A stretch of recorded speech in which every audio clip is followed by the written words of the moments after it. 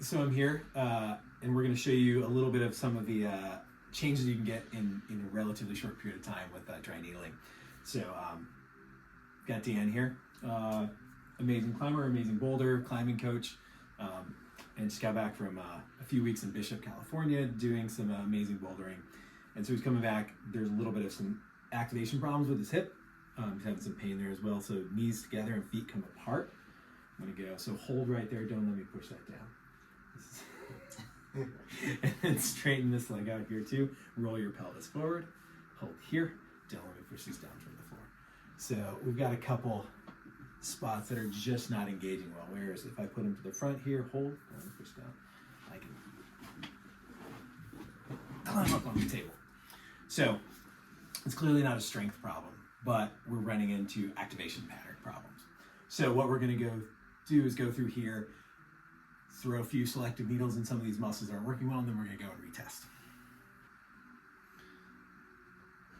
In this functionality, we're looking for what we call a top band, which is an area of that muscle that is not released. Even when he's laying here on the table, there's still tension in there. Some people will call them trigger points, but really it's when you have enough trigger points or tension in the area that it then becomes something that's like palpable or that you can find here on examination. And usually what we're looking for is a sense of deep aching or cramping, or a palpable twitch that you can actually feel come through the needle when the muscle contracts. And we've had a few of those. Mm-hmm.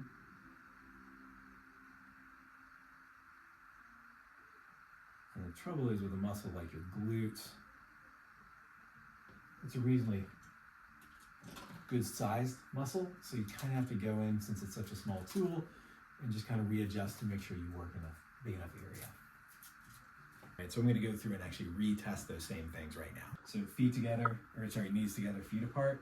Don't let me push that down. Good. And then straighten that leg out, roll that hip forward, hold there. Don't let me push down.